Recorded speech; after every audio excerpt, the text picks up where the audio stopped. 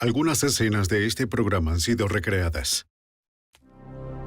Dos asesinatos brutales en dos pueblos pequeños ubicados a kilómetros de distancia. Los crímenes parecen casuales y nada los relaciona. Mientras los investigadores buscan un motivo, hacen un descubrimiento sorprendente. Ambos asesinatos son obra de una astuta red de crímenes. La policía local y el FBI deben desenredar una red de mentiras para detener a una pandilla peligrosa, capaz de matar a un hombre por su identidad.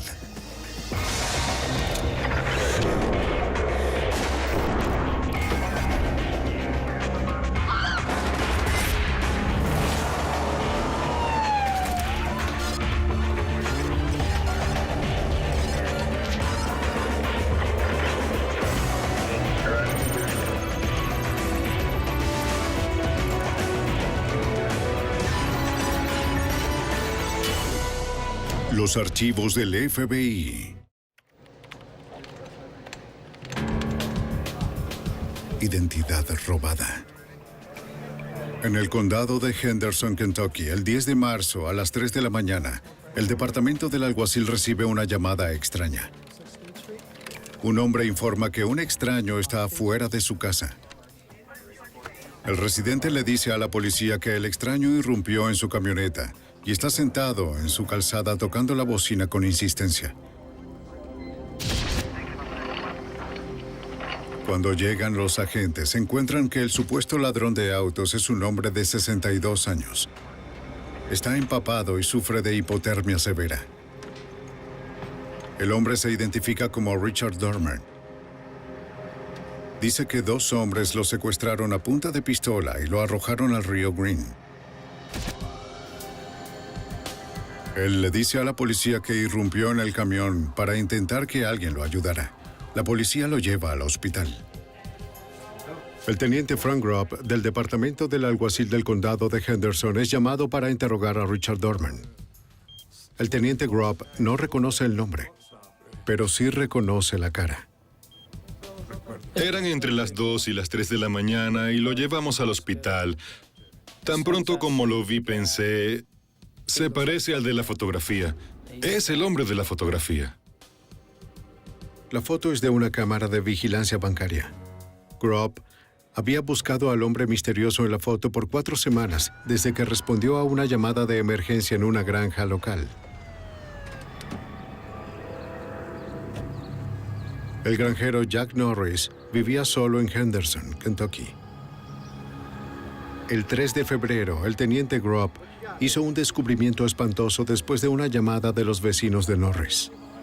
Cuando llegué, los oficiales me llevaron a un edificio adyacente a la casa de la víctima. Era un lugar donde la víctima guardaba el heno. En realidad era un cobertizo abierto y el contenido del cobertizo era heno desde el piso hasta la cima, con un espacio a la izquierda donde se podía caminar. En ese espacio estaba el cuerpo de la víctima. Justo en ese momento sabíamos que teníamos un asesinato. El cuerpo de Jack Norris estaba cubierto de sangre. Parecía haber sido golpeado hasta la muerte. Parecía que algo le había pinchado la espalda varias veces. Había un pico en la entrada. Con un examen más detenido, pudimos ver sangre en el mango. El pico en sí estaba mojado 2 centímetros o más.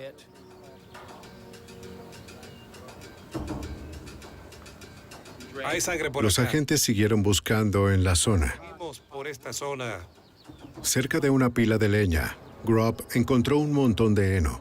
Debajo había manchas de sangre seca.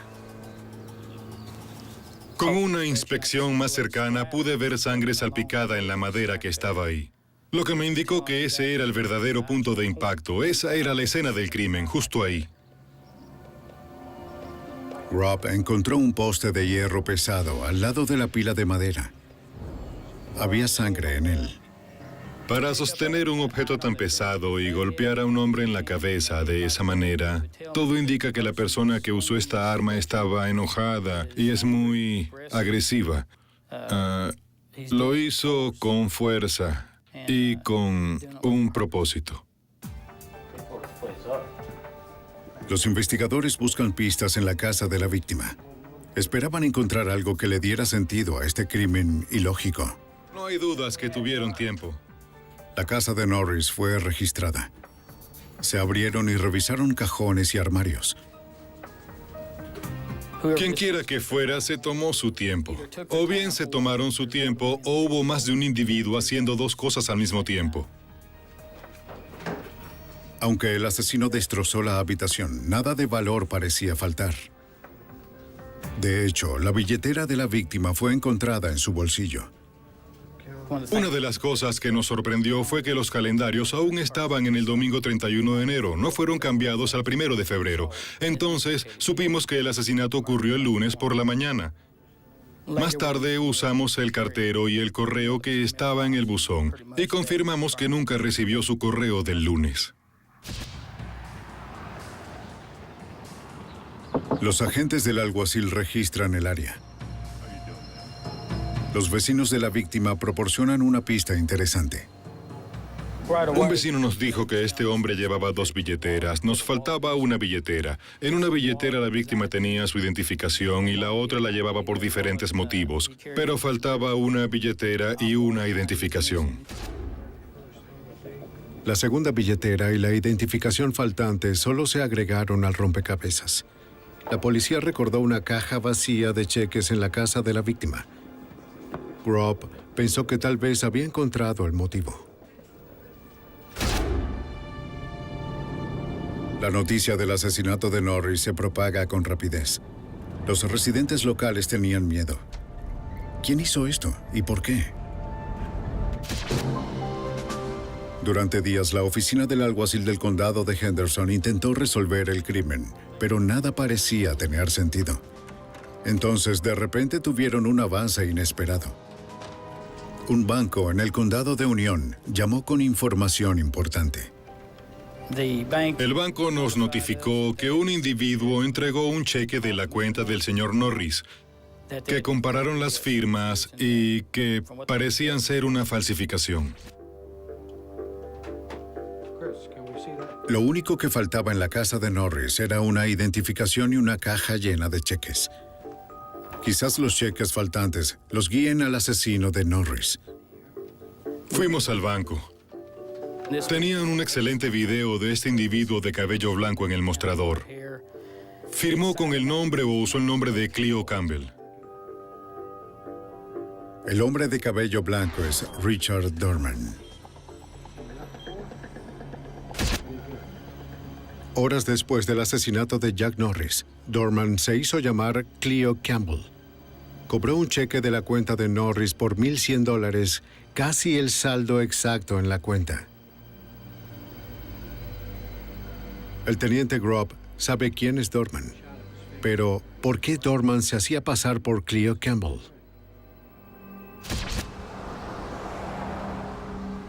Después del robo de Norris, cuando Grob obtuvo la foto, comenzó a buscar a Campbell. Buscamos en los condados cercanos a la persona y el nombre de Cleo Campbell. No había ningún Cleo Campbell que cumpliera con la descripción en el área. Buscamos en internet a todos los Cleo Campbell que podíamos encontrar en todo el país. Si encontraba un Cleo Campbell en un estado en particular, me ponía en contacto con las comisarías. Luego me llamaban uno después del otro diciendo que no era el sujeto. Los investigadores buscaron al huidizo Cleo Campbell durante semanas, pero no encontraron nada. Era como si Campbell nunca hubiera existido.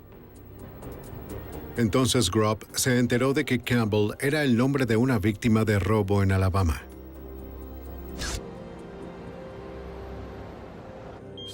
El misterio que rodeaba a Richard Dorman se profundizaba.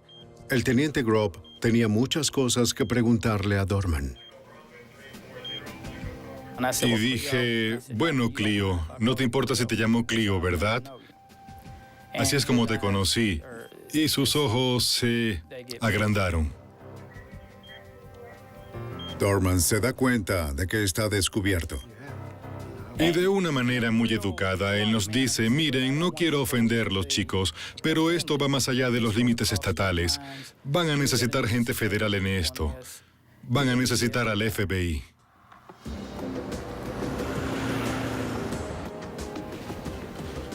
El teniente Grob llama al FBI. El agente especial Paul Pape llega para entrevistar a Richard Dorman. Dorman cuenta una historia increíble. Le dice a la gente que aceptó encontrarse con un hombre llamado Charlie Stewart en una parada de camiones en Clarkville, Tennessee. Charlie Stewart, según Dorman, fue el cabecilla de este grupo que robó y cobró cheques y asumió las identidades de otras personas. Él dijo que era el cobrador de cheques. Charlie le proporcionó a Dorman una identificación falsa y el cheque de Norris. Un día antes de su secuestro, le dijeron a Dorman que había un problema y que Charlie quería hablar con él al respecto. Agente especial Paul Pape. Mientras esperaba a Stewart, un joven se acercó a su auto y le dijo, ¿eres Richard Dorman? Dice, sí, soy yo. ¿Por qué lo preguntas?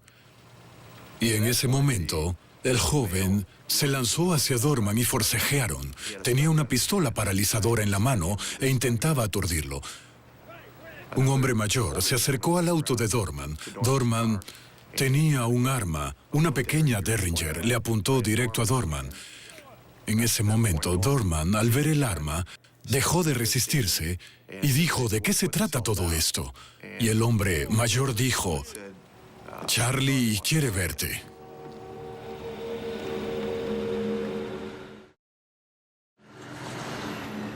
Dorman y los dos hombres conducen hacia el norte hasta llegar al río Green en Kentucky. Dorman dijo que se detuvieron en un camino de tierra al lado del río. Lo sacaron del auto y se dirigieron a la parte trasera del maletero. Le dieron un cigarrillo a Dorman. El hombre mayor le dijo a Dorman, te llevaremos a ver a Charlie, pero necesitamos que te metas en el maletero. ¡En el maletero! ¡En el maletero! Dorman no tenía opción. Los dos hombres exigieron su billetera. ¡Déjenme salir de aquí! ¿Qué están haciendo? De repente, el vehículo arranca con él en el maletero y se precipita sobre un dique de 6 metros en el río Green. Cuando el vehículo entra en el río, el maletero se abre. Dorman nada fuera del maletero antes de que el auto se sumerja.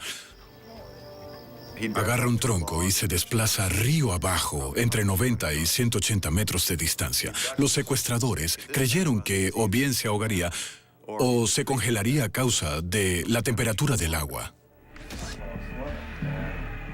Dorman les dice a los agentes que no conocía a los dos hombres que intentaron matarlo, pero está seguro de que trabajan para Charlie Stewart. Stewart es un nombre muy familiar para el teniente Grob. Un hombre que Grob cree que estuvo involucrado en el asesinato de Jack Norris. Ahora tendrá que probarlo. En Henderson, Kentucky, un hombre misterioso afirma que dos hombres intentaron matarlo arrojándolo al río Green. ¿Cómo llegaste ahí? Él le dice a la policía que un criminal conocido llamado Charlie Stewart está detrás de su secuestro e intento de asesinato. El investigador del alguacil del condado de Henderson, el teniente Frank Rapp, conoce muy bien a Stewart. Charlie Stewart es famoso en esta área. Él es bien conocido, estuvo involucrado en todo tipo de actividades delictivas. Charles Stewart es sospechoso del asesinato de un granjero en Kentucky y Stewart también es buscado en relación con un homicidio en Alabama.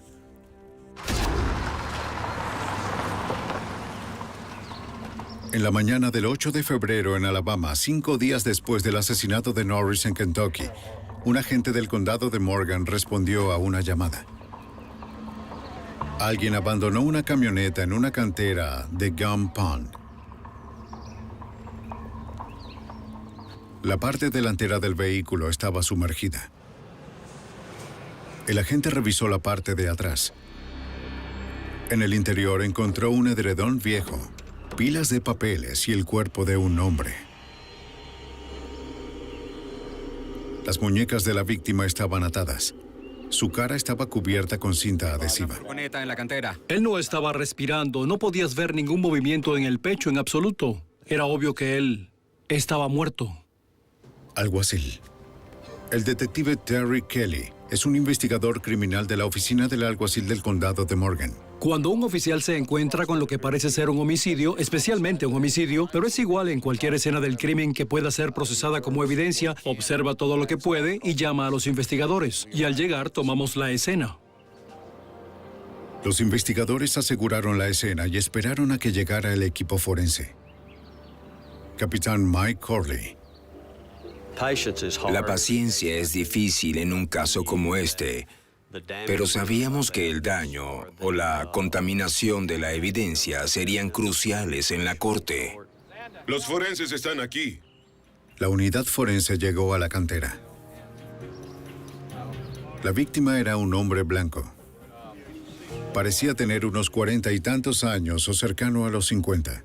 Los forenses comenzaron el procesamiento de la escena del crimen, fotografiando, midiendo, verificando para observar si había alguna huella en el vehículo que se pudiera procesar. De acuerdo, veamos si podemos abrirlo. Los investigadores abrieron la otra puerta y vieron una manta oscura. ¡Déjame ver tus manos! ¡Déjame ver tus manos ahora! Y vimos un movimiento. Alguien dijo que había movimiento. ¡Muestra tus manos! Nos asustó a todos un poco, a decir verdad. No esperábamos eso. ¡Llama a una ambulancia! Bajo la manta, los investigadores encontraron a una mujer. Ella había sido golpeada con dureza. Ella también fue atada. Tenía una cinta adhesiva alrededor de su boca y alrededor de sus manos. ¿Qué le ocurrió? Díganos, ¿qué le sucedió?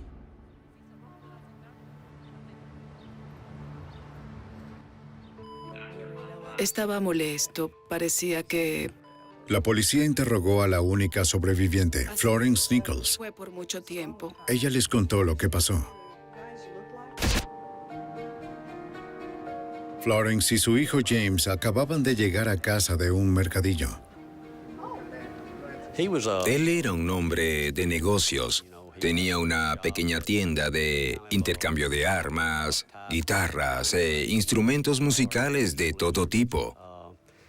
Vivía con Eva y casi siempre estaban en esa comunidad. Unos minutos después llamaron a la puerta. Era un joven que preguntaba direcciones. Entró a la casa a la fuerza. Y entonces la atacó.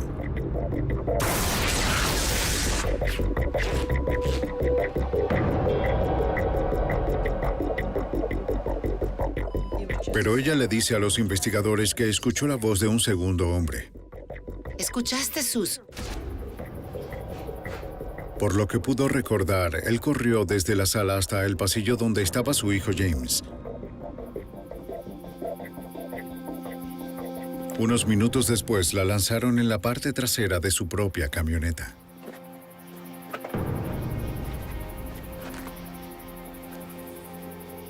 Algo muy pesado fue arrojado encima de ella. Era el cuerpo de su hijo.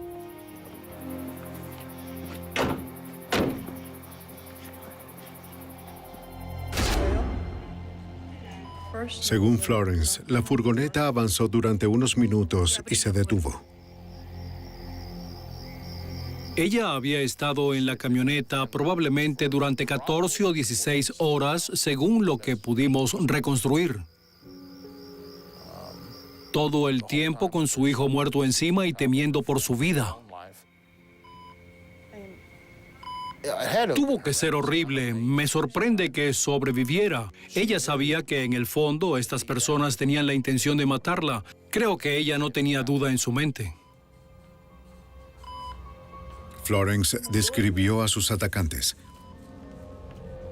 El hombre que llegó a la puerta era un joven adolescente. Tenía poco más de 20 años. Ella no pudo ver al otro. No tenía idea de por qué alguien querría lastimarla a ella o a su hijo.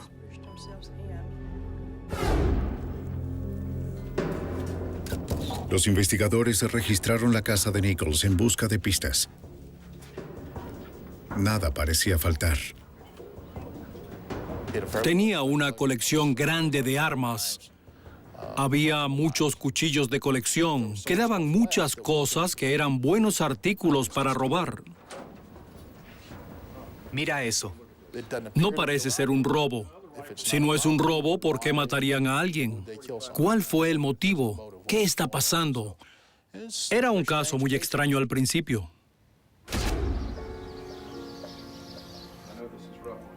Los investigadores regresaron a la casa de los Nichols. Querían ir a la casa por segunda vez, por si se les había pasado algo. Esta vez Florence Nichols les dijo que al revisar con cuidado sus pertenencias, descubrió que faltaban algunos artículos, algunas armas coleccionables, algunos cuchillos, unos $200 en efectivo y la chequera de su hijo. Esos cheques aparecerán falsificados y cobrados en otro lugar. Eso podría llevarnos de vuelta al perpetrador, por lo que, en cierto modo, es una buena noticia que faltara el talonario de cheques.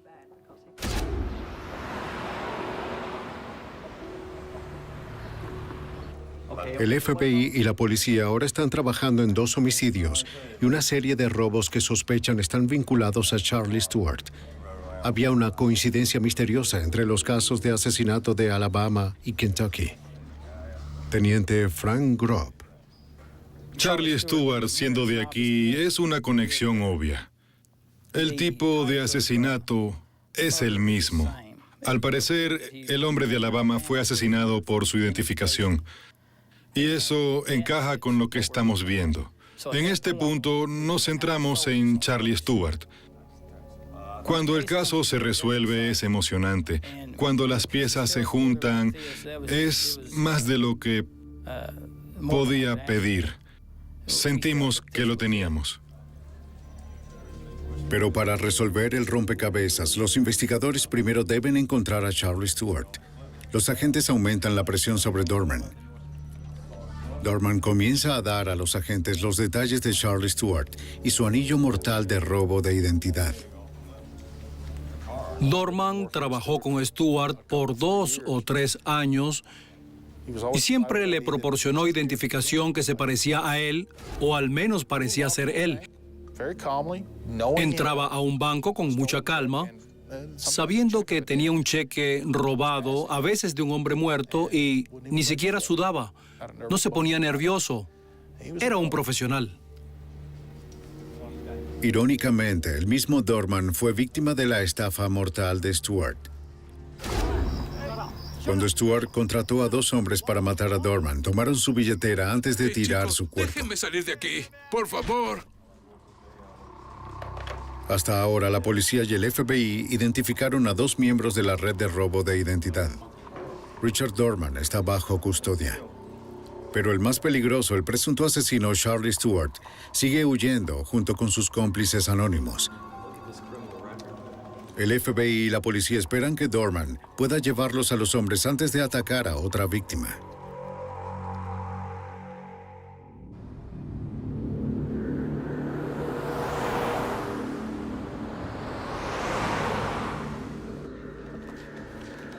El FBI y la policía de Alabama y Kentucky están trabajando en 2 investigaciones de homicidios que creen que fueron diseñadas por el mismo hombre, Charlie Stewart. En Alabama, un hombre fue encontrado dentro de una camioneta en una cantera, asesinado y junto a su madre golpeada.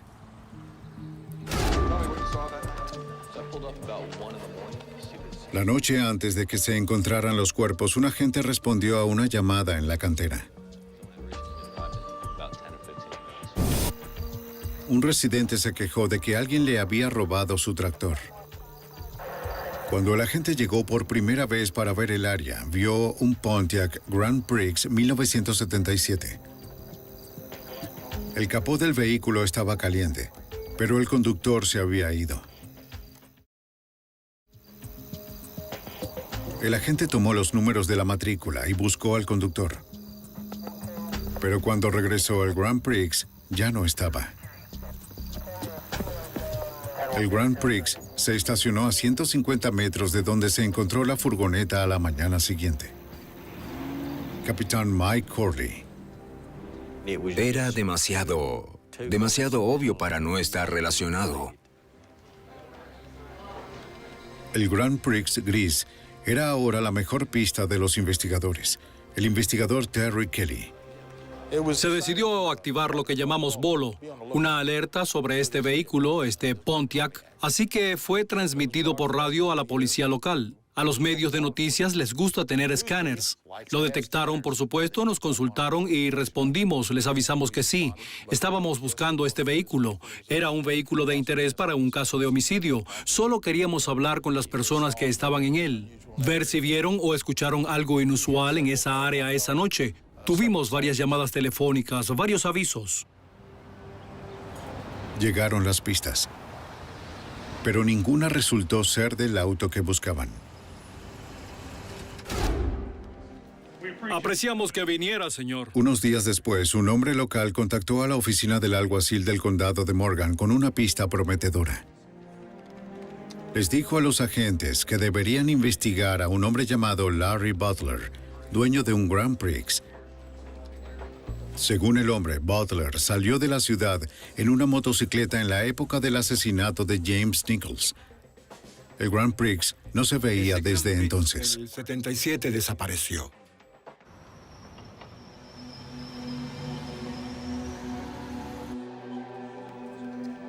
Cuando la policía revisó los antecedentes criminales de Butler, se enteraron de que Larry Butler era un alias.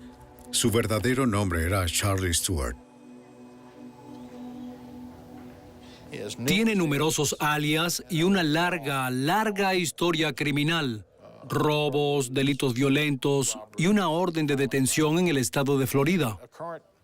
Cuando ves a alguien con ese tipo de historial criminal que desaparece de repente la noche de un homicidio y no se sabe nada desde entonces, sabes que puedes ser un poco cínico como agente de la ley, pero eso te hace sospechar.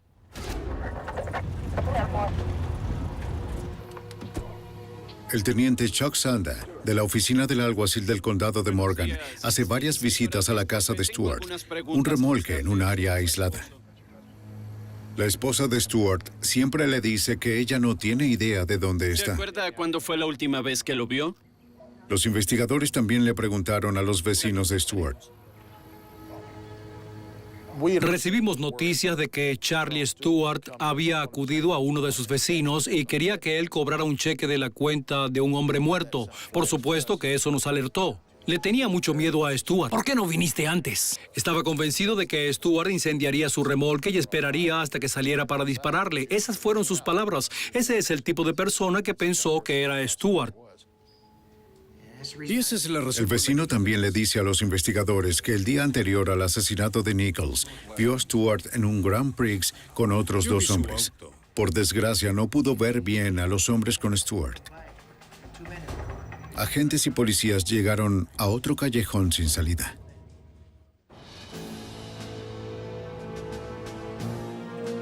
El FBI está involucrado en una intensa persecución para intentar capturar al presunto asesino Charlie Stewart y cerrar su red de robo de identidad.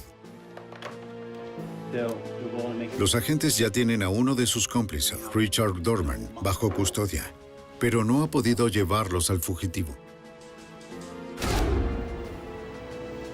Después de semanas de trabajar en el caso estancado, el FBI obtiene un avance. Agente especial Paul Pale. Alguien me llamó a la oficina y me dijo que tenía información que necesitaba escuchar. Esta persona nos dice que las dos personas responsables de estos asesinatos son Billy Leon, Larry Leon, ambos de Henderson, Kentucky. Según el informante, Billy Leon le dijo que pretendían robar una tienda de tabaco en Evansville, Indiana, donde solía trabajar. Planeaba matar al gerente y robar la caja fuerte. Se suponía que eso sucedería muy rápido, así que con esta información se coloca un nuevo sentido de urgencia en el caso, en el que no solo tenemos asesinatos, sino que ahora tenemos una nueva amenaza.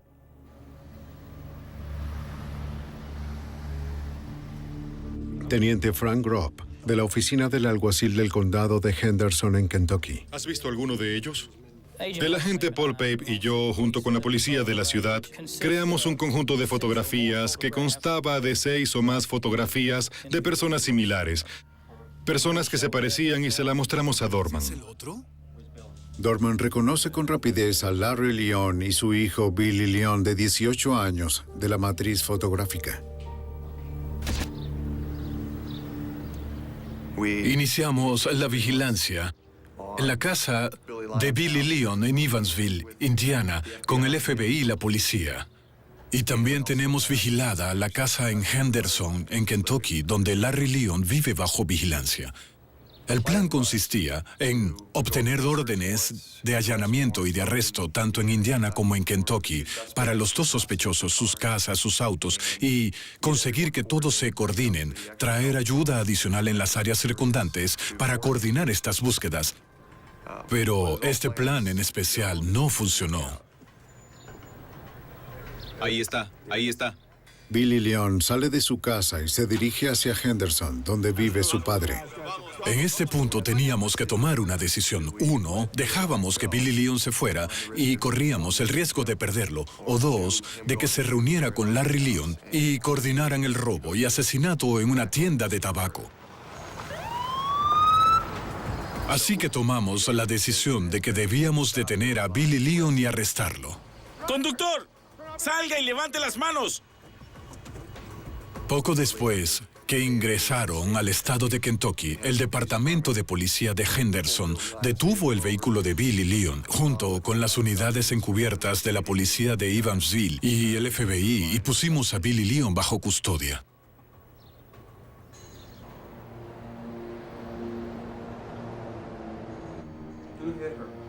Los agentes interrogan a Billy Leon en la estación de policía de Evansville. Se podía decir por su actitud que sabía que lo habíamos descubierto. Era obvio que estaba preocupado por hablar con nosotros.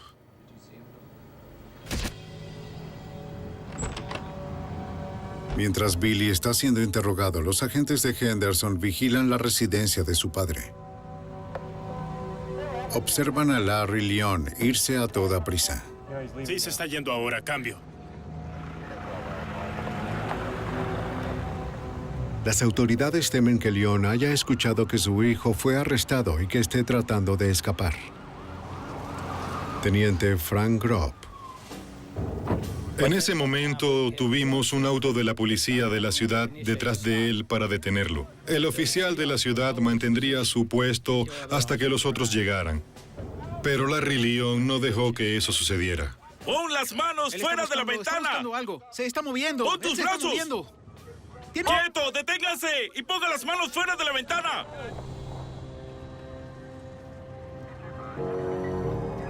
Larry Leon es llevado a un hospital en Evansville, donde muere a causa de una herida de bala autoinfligida. En la estación de policía de Evansville, el agente especial Pelp continúa interrogando a Billy Leon. No sé bien por qué, simplemente pensé que si le decía que su padre se acababa de suicidar, ese sería el final de la entrevista, de manera comprensible. Así que no le conté sobre su padre en ese momento. Continué con el interrogatorio. Al principio fue casi como arrancarle los dientes para que dijera algo. Y realmente se abrió cuando le dije que sabía que Charlie Stewart estaba detrás de esto y que él era el responsable, al menos en parte, al decirle a Larry que debía seguir adelante y cometer esos asesinatos. Y lo primero que dijo Billy fue que Charlie era un psicópata. Y procedió a contarnos sobre el asesinato de Jack Norris y el asesinato de Nichols en Alabama y del secuestro de Dorman y de cómo lo lanzaron en el río. Él culpó de todo a Stewart. Dijo que Stewart fue quien les ordenó que hicieran eso. Billy Leon le dice al agente especial Pape que Stewart será imposible de atrapar. Es listo.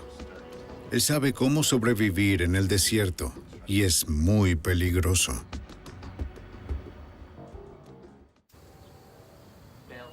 En Alabama y Kentucky, los agentes del FBI y la policía local desmantelan una banda de ladrones de identidad dispuestos a matar a un hombre por su licencia de conducir.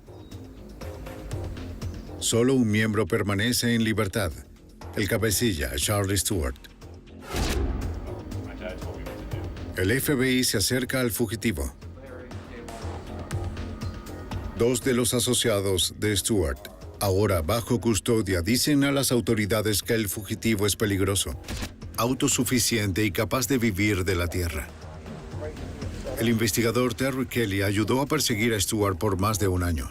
Se suponía que tenía dinero escondido en varios lugares diferentes a los que seguiría huyendo. Era excelente en el bosque, era capaz de esconderse y un maestro del disfraz. El señor Stewart era muy bueno cambiando su apariencia.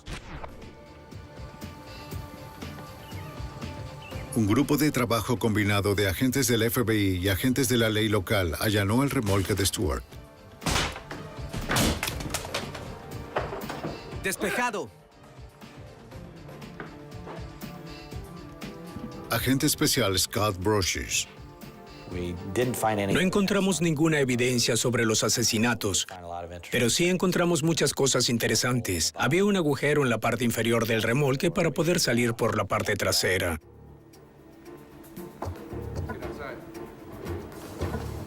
Encontramos una camioneta escondida en los arbustos que ni siquiera vimos cuando llegamos por primera vez. Además, tenía como un cable de teléfono con el que podría tener comunicaciones de vuelta a su casa remolque. Despejado. Despejado, despejado. Dentro de la camioneta, los agentes encuentran 20 armas y municiones. Lo tiene todo. Pudo usarlo como un búnker y mantener a la gente alejada durante mucho tiempo. Así que sabíamos que no iba a ser fácil de atrapar y si lo encontrábamos, sabíamos que habría una batalla. Tenemos una camioneta llena de armas y municiones. Al parecer, Stewart se preparó para este momento durante mucho tiempo. Y ahora se había ido. ¿No hay señales de él? Básicamente mi trabajo ahora que Stewart vivía en mi área era tratar de encontrar a Charlie Stewart. A pesar de que Stewart parecía ser un individuo despiadado, sí valoraba a su familia.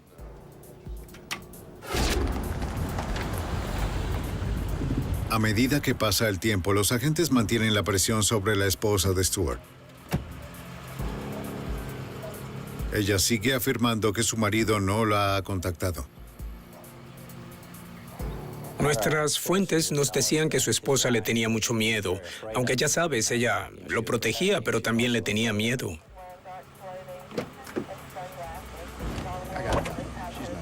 Pasan los meses. No hay rastro de Stewart. Es frustrante, es muy frustrante. Trabajas tan duro como puedes, tratas de clarificar las cosas. Revisé en todas partes donde pude pensar. Después de casi un año, Stewart aparece en un programa nacional de crimen. Teníamos muy pocas pistas potenciales. Lo que teníamos era inusual porque, ya sabes, muchas veces obtienes muchas pistas, más de la que puedes manejar y tienes que empezar a elegir y elegir las buenas. Pero teníamos muy pocas pistas, por lo que eso nos llevó a creer que estaba escondido en algún lugar. Y era probable que fuese en Kentucky, una área que él conocía bien, o en Alabama. Buenas tardes, señora Teniente Brocious, del FBI. Los agentes vuelven a entrevistar a los vecinos del fugitivo. Tienen mucho miedo de decir si vieron o no a Charlie Stewart. Si Stewart descubría que hablaban con nosotros o nos daban alguna información, los mataría de alguna manera, eso creían. Por lo general tenían miedo de él y no nos daban mucha información. Conforme pasó el tiempo, fui capaz de entablar una relación con algunas de las personas que empezaron a cooperar un poco y se dieron cuenta de que, por más asustados que estuvieran, era mejor que lo capturáramos que tenerlo suelto. Poco a poco, los vecinos de Stewart comienzan a dar información a los agentes. ¿Eso es todo lo que sabe? Pudimos descubrir que su esposa había comprado como un saco de dormir y estaba comprando ropa que era demasiado grande para sus hijos. Ella compró botas de tamaño 11 y ninguno de sus hijos llevaba una talla 11 ni ella. Tenía quizás una hija de 14 años, pero estaba bastante seguro de que sus pies no eran tan grandes. es justamente una evidencia más de que Stewart se está escondiendo en el área. Las autoridades intentan un enfoque diferente. Desarrollamos varias fuentes dentro del FBI que pensamos que podríamos enviar para hablar con la esposa de Stewart, solo para hacer preguntas de forma casual sobre esto y aquello. ¿Tenemos todo cuadrado? ¿Estás cubierto? Sí. El FBI trae a un amigo de Stewart que aceptó ayudar a la policía. El hombre conoce a Stewart desde hace años.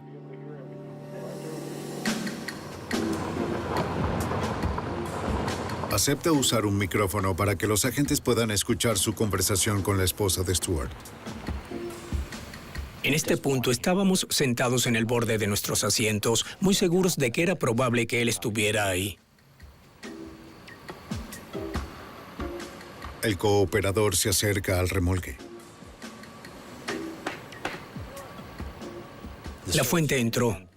No había nadie allí. Golpeó la puerta. No vio a nadie y tuvo que caminar por el camino de tierra para regresar a su auto.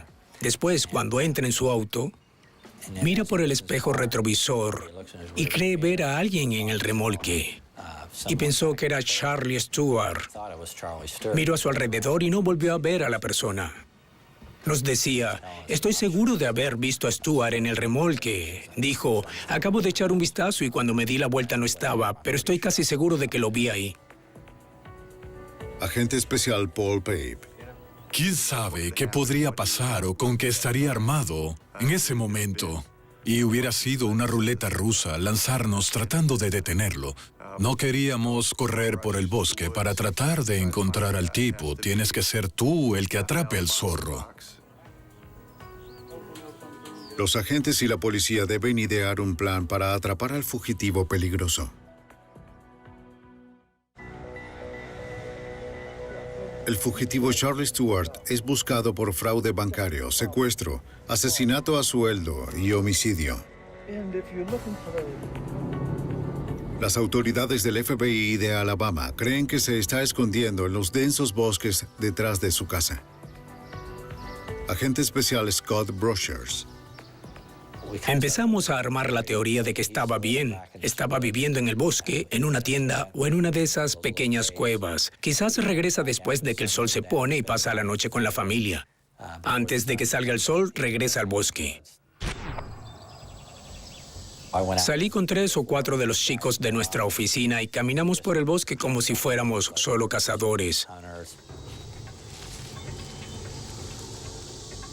Cuando los agentes encuentran evidencia de que Stewart está escondido en el bosque, Chuck Sanda y Terry Kelly, de la oficina del alguacil del condado de Morgan, traen una unidad canina para localizar a Stewart. Había buscado a Charlie Stewart por más de un año. Dediqué muchas horas a ello y nada nos estaba realmente llevando a encontrarlo. Así que no era muy optimista o es probable que me hubiera llevado más gente conmigo. No lejos del remolque, los perros recogen un olor. Detective Terry Kelly. Los perros siguen una buena pista. La siguen rápido y con fuerza, casi de inmediato, y la persecución comenzó. Los perros nos llevaron con rapidez a un árbol y estaban ladrando, lo cual nos asustó un poco al pensar que podría estar encima del árbol y vimos una trampa de ciervos. La trampa de ciervos estaba vacía. Pero los agentes no estaban lejos de Stewart.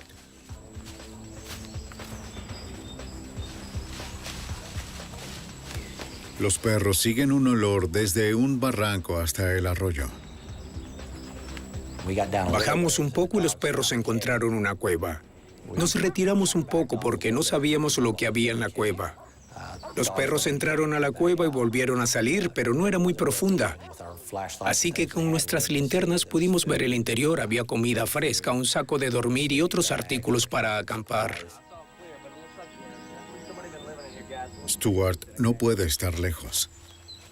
De repente ves a Scott Brochers saltando por el campo y parece que está haciendo una milla de 4 minutos. Él está acercándose y viene a decirnos que tenemos una pista caliente. Tenemos una buena pista. Encontramos su cueva. Capitán Mike Corley. Tan rápido como pude, llamé y recibí respuesta de todos los que estaban en servicio ese día. Llamé a la unidad aérea, comencé a poner las cosas en su lugar. La policía estatal respondió. Algunos de los oficiales de policía locales de las ciudades cercanas y la oficina del alguacil intentaron establecer un perímetro alrededor de esta área boscosa de unos 3 por 8 kilómetros. Cuando el equipo de perros está ubicado, Corley posiciona a sus hombres. Cada vez que tuve la oportunidad de desplazar a un oficial a unos 90 metros cerca de él, lo hice. Quería rodear esa área hasta abajo, cerrar la zona a su alrededor para que no tuviera a dónde ir.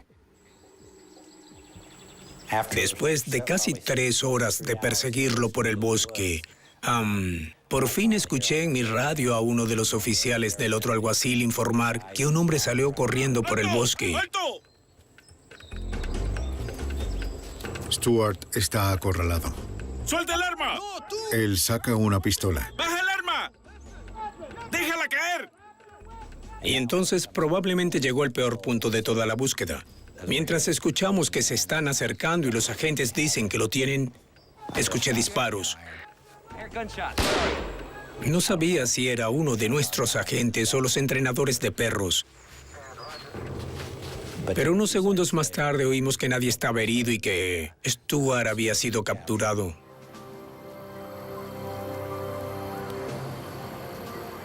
La persecución terminó. Una larga persecución terminó. Una persecución que comenzó 1 año y medio antes. Charlie era un hombre de temer. Había una frialdad en sus ojos. Una frialdad muy aterradora. Estoy contento, muy contento de que esté bajo custodia. Muy contento.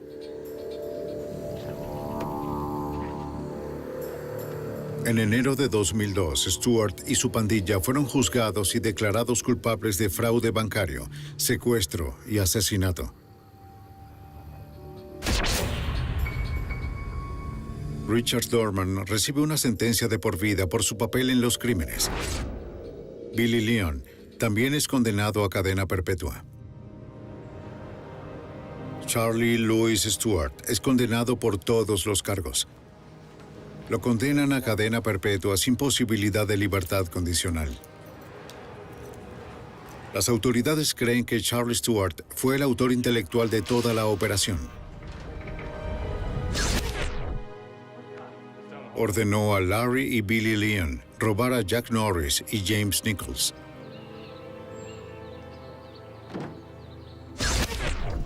Luego le entregó la identificación robada de las víctimas y los talonarios de cheques a Richard Dorman, el cuarto miembro de la pandilla, para que pudiera limpiar sus cuentas bancarias.